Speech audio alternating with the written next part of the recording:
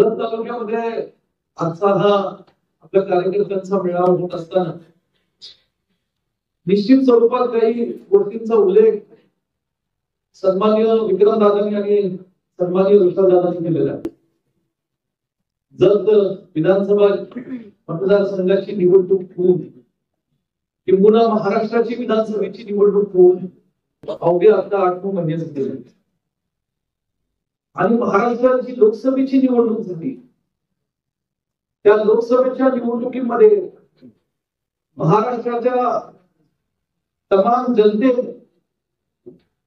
तरुण वर्ग असेल, ज्येष्ठ नागरिक, वडीलधारी असतील, आमच्या महाराष्ट्रातल्या माता भगिनी असतील, सर्व जाती धर्मातील लोक असतील, या सर्व महाराष्ट्राच्या जनतेने लोकसभेच्या निवडणुकीमध्ये काँग्रेस पक्षाला, महाविकास आघाडीला, काँग्रेस पक्षाच्या विचाराला प्रचंड मोठी साथ दिली.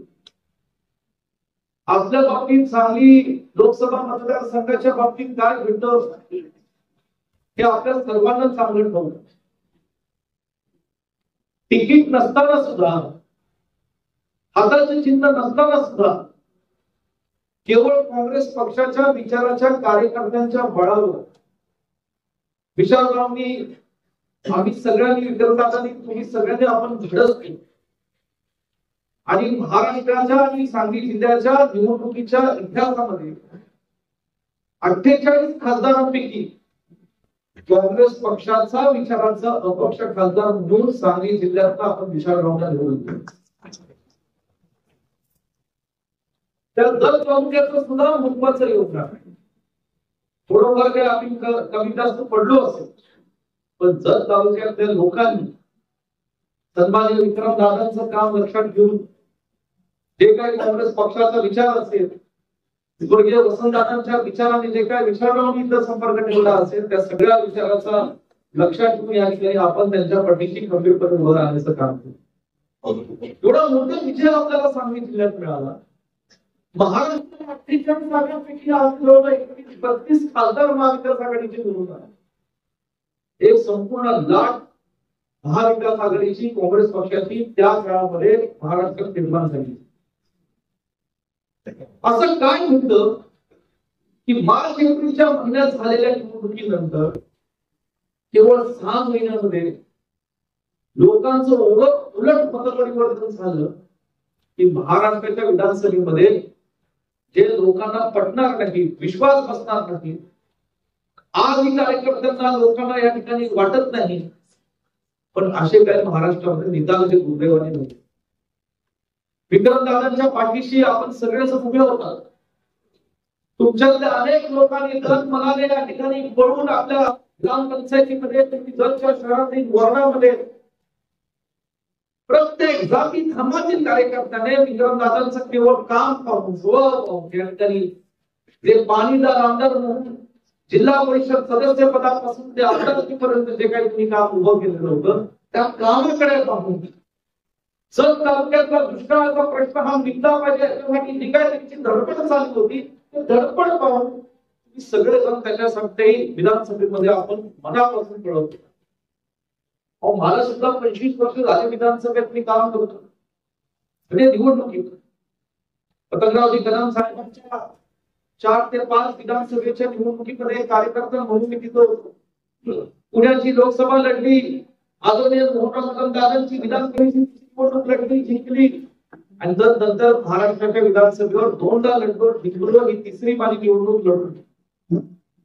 25 वर्ष लोकांमध्ये काम करत असताना विशेषतः ग्रामीण भागात विक्रमदादा, विशालराव पण इथं व्यासपीठावर उपस्थित आहे. तुमच्यातल्या अनेक लोकांनी सुद्धा ग्रामपंचायत, जिल्हा परिषद, पंचायत समितीची निवडणूक लढली.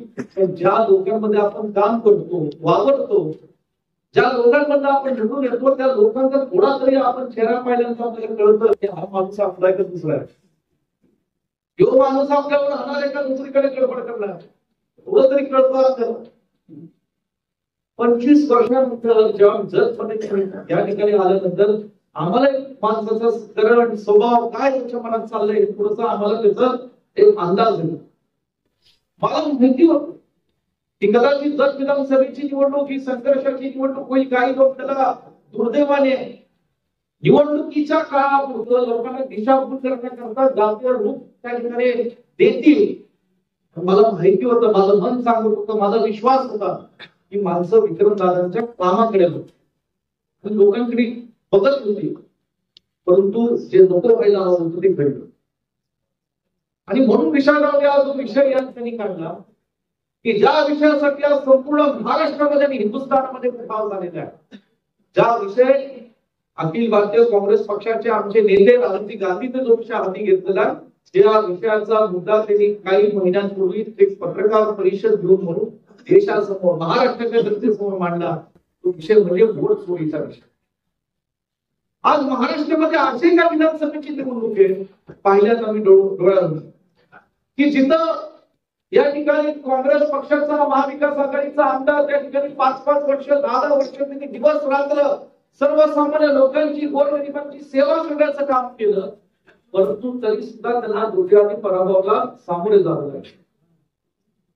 मला आठवतं या ठिकाणी विरोधी पक्षाचे कोण उमेदवार आहेत सत्ताधारी महायुतीचे, ते त्यावेळेस लोकांना सुद्धा माहित नव्हतं. मी एक दिवशी सभागृहात करत होतो, आमच्या काँग्रेस पक्षाच्या एका नेत्याला पाडणारा एक विधानसभेचा भाजप पक्षाचा उमेदवार आमदार मला भेटला. अरे म्हटलं, तू म्हणे मला असं कळलं तुझ्या विधानसभेत 15 दिवसात तिकीट मिळालं, तू म्हणे 20,000 निवडून आला. तो म्हटला, साहेब खरं सांगू ना, माझं मला कळलं मी कसं निवडून आलं. म्हणजे म्हटलं मलाच कळलं. अहो मी घराच्या बाहेर नाही पडलो, मी तर लोकांमध्ये गेलो सुद्धा नाही. भाजपचा विद्यमान आमदार असं मला सांगतो, मी लोकांमध्ये गेलो नाही, लोकांमध्ये पोहोचलो नाही. नुसतं आपलं मला सांगण्यात आलं आपलं काहीतरी 2-4 सभा करायच्या इकडे तिकडे फिरत जा आणि तुझ्या निवडणुकीची जबाबदारी आमचा मी बघतो असं पक्षानं सांगितलं गेलं असं. आणि मग झाला आमदारकडे म्हटलं आपलं सभागृहात काय करणार, मला काय माहिती काय करायचं. म्हणजे अरे निवडून आलाय, कुठल्या देवाच्या कृपेने निवडून आला ते मला माहित नाही, कुठली जादूची कांडी गुजरातमधून फिरली का दिल्लीतनं फिरली ते आम्हाला माहित नाही. आमदार तो म्हणला माझं काही नाही, मी आता ठरवलंय सभागृहाचं सही मारायची अर्ज बघायचं आणि जर आम्हाला बोल म्हणले की बोलायचं, कुठ म्हणले उठायचं, बस म्हणली वाचायचं. ही सत्ताधारी पक्षाच्या महायुतीच्या आमदारांची अवस्था आहे. तुझं रिमोट कंट्रोल चालू आहे. आता इथं कधी आपलं जरा वेगळा लाऊड म्हणलं की पळतंय, बोल म्हणलं की आता पुढचा शब्द वाचत नाही, बोल म्हणलं की अति बोलतोय. अरे बाबा जगच्या लोकांचं काय आहे, माहिती बोला लागलं. महाराष्ट्र बाबतीत, ह्या जाती बाबतीत, त्या धर्मा बाबतीत मुस्लिम बांधवांवर बोलायचं, कधी ख्रिश्चन बांधवांवर बोलायचं, कधी हिंदूवर काहीतरी बोलायचं, कधी महामुखवर बोलायचं. आणि जाणीवपूर्वक आज खरं सांगू मला वाईट वाटतं की जेव्हा आपल्या जेव्हा एक लोकप्रतिनिधी महाराष्ट्राच्या विधिमंडळात जातो, ज्या विधिमंडळामध्ये स्वर्गीय यशवंतराव चव्हाण साहेबांसारखे, स्वर्गीय वसंतदादांसारखे अनेक थोर नेते, विचारवंत, स्वातंत्र्य सैनिकांनी त्या विधिमंडळामध्ये काम केलं. आज हे अशी माणसं त्या विधिमंडळामध्ये गेली जी नुसतं नाही ते बोलतात, नाही ते करतात आणि आता ते विधिमंडळ ह्याला बाजूला कुस्तीचा आखाडा झाला. चाललंय का? जत तालुक्यातल्या लोकांच्या प्रश्नांचं, जत तालुक्यातल्या पिण्याच्या प्रश्नाचं, जत तालुक्यातल्या सर्व जाती धर्मातील लोकांना सोबत घेऊन जाण्याचं काय, याचा जाब आपण सगळे लोक आणि कार्यकर्ते कधी या मंडळीला विचारणार आहोत. आणि म्हणून मला या ठिकाणी सांगायचंय की जे वोटकुणीच्या बाबतीत आदरणीय राहुलजी गांधींना आवाज उठले त्याला तुमच्यातली जी तरुण पिढी आहे, मला त्यांना विनंती आहे, जत तालुक्यातल्या माझ्या सुशिक्षित बांधवांना विनंती आहे, जे डॉक्टर, वकील, व्यापारी असतील, जे पत्रकार आहेत, जरा देशाच्या सोशल मीडियावर बघा, त्या जसं वनवास भेटतो ना तसं राहुलजी गांधींच्या माध्यमातून आज संपूर्ण देशामध्ये रान पेटलेलं एवढं तुम्हाला निश्चितपणे मी सांगतो. कारण जो मतदानाचा अधिकार इथं बसलेल्या प्रत्येक व्यक्तीला 1947 साली स्वातंत्र्य लढ्यानंतर मिळाला जो मतदानाचा अधिकार देण्याकरता भारतरत्न परमपूज्य डॉक्टर बाबासाहेब आंबेडकरांनी हे संविधान आपल्या देशाला दिलं, की लोकशाही टिकवण्याकरता दिलं. ते प्रत्येकाचा मतदानाचा अधिकार हा माणसाची जात धर्म बघून नव्हता. हा तो किती श्रीमंत आहे, किती गरीब आहे, हा तो विदर्भातला आहे का, जत मधला आहे का, कोकणातला आहे का, महाराष्ट्र पश्चिम महाराष्ट्रातला आहे, हे बघून नव्हतं. देशाचा हा नागरिक आहे, तो स्वाभिमानी नागरिक आहे, म्हणून त्याला मतदानाचा एकमेव अधिकार दिला होता. और तो मतदान अधिकार तुमचा कोणतरी मध्ये बसवून सोडून देण्याचा पाप करतो. मला सगळ्यांना प्रश्न विचारायचा की उद्या जर तुम्हाला असं कुणीतरी सिद्ध करून दाखवलं की तुम्हाला असं वाटतं की मी मतदान न करता दुसऱ्याने माझं मतदान टाकलं आणि तिसऱ्याला दिलं, तर हे तुम्हाला चालणार आहे का? चालू शकत नाही. आणि मग म्हणजे आपल्या देशाचं काय होईल त्याचा थोडासा बारीक विचार आपण सगळ्यांनी केला पाहिजे. आणि म्हणून या ठिकाणी आज हे जे मलिक काहीतरी होतं ना, ह्याला काहीतरी बोल, त्याला बोल, ह्याच्यावर काहीतरी गुंडगिरी, अरे रावी. विशालरावने मला सांगितलं, मला आणखी जत मध्ये 2 कार्यकर्ते सांगत होते की आता म्हणजे कोण फोनच उचलत जत मधला किती माणसात फोन लावा. तुम्हाला एकच सांगतो माझ्या भावांनो, ठीक आहे विकास कामांसाठी फोन लावा, तुम्ही चुकून मागतो, पण कधी जीवन मरणाचा प्रश्न आला तर लावणार फोन उचल, कधी गॅरंटी नाही. असला कधी वेळ आला जीवन मरणाचा प्रश्न आला तर गॅरंटी वाला माणूस जो फोन उचलेल तो म्हणजे आपला विक्रम पाठीला असते. आम्ही सगळेजण तुमच्या पाठीशी खंबीरपणे उभे आहे. आज विशालरावनी सांगितलं लोकसभेचे खासदार म्हणून त्यांनी आमची त्यांची सारखी चर्चा होत असते, भेट होत असते. त्यांचा फार पराभव हा त्यांच्या जिवारी लागला विशालराव. मला झालं पण मी म्हणेल माझ्यापेक्षा जास्त त्यांना आलं, कारण त्यांनी ठरवलं की काही तुला आपल्याला ही सीट काढायचं. त्यांनी दिवस रात्र केलं, तुम्ही सगळ्या कार्यकर्त्यांनी केलं. मला जेवढा वेळ शक्य असेल तेवढा मी देण्याचा प्रयत्न केला. परंतु आज मला सांगायचंय की ह्या फंडाच्या माध्यमातून आज कुठे ना कुठे डीपीडीसी असेल किंवा त्यांचा खासदार फंड असेल, कुठेतरी काँग्रेस पक्षाला, विक्रमदादांना, आपल्या कार्यकर्त्यांना ताकद देण्याचं काम एक लोकसभेचे खासदार म्हणून, जबाबदार प्रतिनिधी म्हणून या ठिकाणी त्यांच्या माध्यमातून त्याचा विचारधारा तुमचा मनापासून मी या ठिकाणी अभिनंदन करतो. आमचा बारीक विक्रमदादा नेहमीच काही प्रश्न माझ्याकडे मांडतात. कुठल्या ना कुठल्या माध्यमातून, कुठल्या ना कुठल्या परिस्थितीत आम्ही ते प्रश्न सोडवण्याची भूमिका पार पडतो.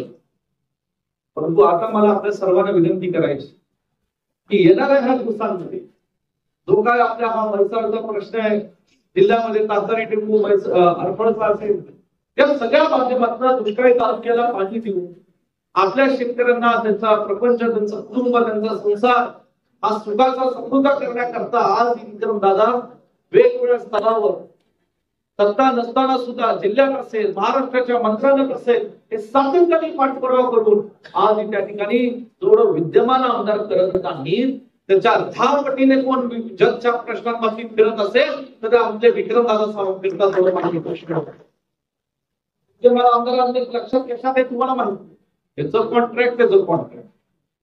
आणि या सगळ्या गोष्टींमध्ये आज जगचं वातावरण खराब होताना मला दुर्दैवाने दिसतं.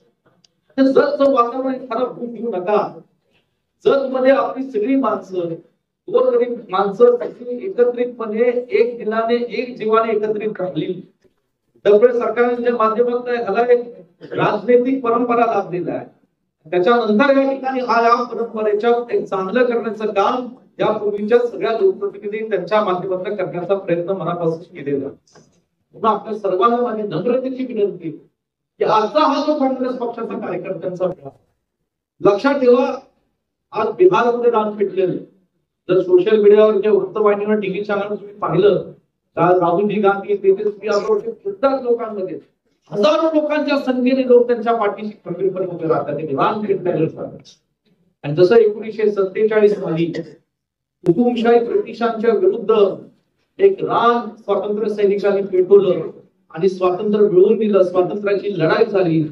विशालराव विक्रमदादा, मी तुम्हाला सांगतो 2029 ची लढाई ही भारताच्या इतिहासातली दुसरी स्वातंत्र्य लढाई असेल. त्यासाठी आपण सगळ्या कार्यकर्त्यांनी आता तयारीला लागलं पाहिजे. दुसरी स्वातंत्र्याची लढाई आपल्याला लढाई, त्याची सुरुवात ही येणाऱ्या महिन्यांमध्ये जिल्हा परिषद पंचायत समितीच्या माध्यमातून होणार आहे. आणि म्हणून कुठल्याही चुकीच्या गोष्टीला बळी पडू नका. सर्व आमचे हे संस्कार छत्रपती शिवरायांचे, सर्व जाती समाजातील लोकांना सोबत घेऊन, त्यांना बरोबर घेऊन, त्यांना प्रत्येकाला न्याय देण्याची भूमिका, हे संस्कार आमच्याकडे फुले शाहू आंबेडकरांचे. आणि या विचाराने, या संस्कारातून आम्ही सगळीकडे काम करत असतो.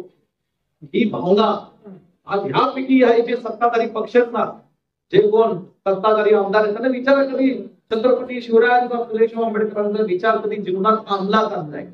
बातम्यावर बोलत असतात, पण जीवनामध्ये कधी प्रत्यक्षपणे अंमलात आणलाय का हा प्रश्न त्यांना विचारा. मी जीवनात कारण ही आजची. आणि म्हणून तुम्हाला सगळ्यांना मला सांगायचंय, सगळ्या गोष्टीचा बारीक विचार करा. जगच्या सगळ्या प्रश्नांबाबतीत आमचं सगळ्यांचं बारीक लक्ष आहे. आम्ही सगळेजण तुमच्या पाठीशी खंबीरपणे उभे आहोत. धाडस फक्त पुढे करा. स्वातंत्र्य सैनिकांनी सुद्धा अनेक गोष्टींचं धाडस केलं म्हणून देशाला स्वातंत्र्य मिळालं. तुम्ही जत तालुक्यातल्या काँग्रेस पक्षाचे कार्यकर्ते आपापल्या गावात, आपापल्या पंचायत समिती करा, जिल्हा परिषद गटामध्ये थोडं धाडस करा. विश्वजित कदम, विशाल पाटील, विक्रमदादा, आम्ही तुमच्या पाठीशी साम दाम दंड पद्धतीने खंबीरपणे उभे आहोत.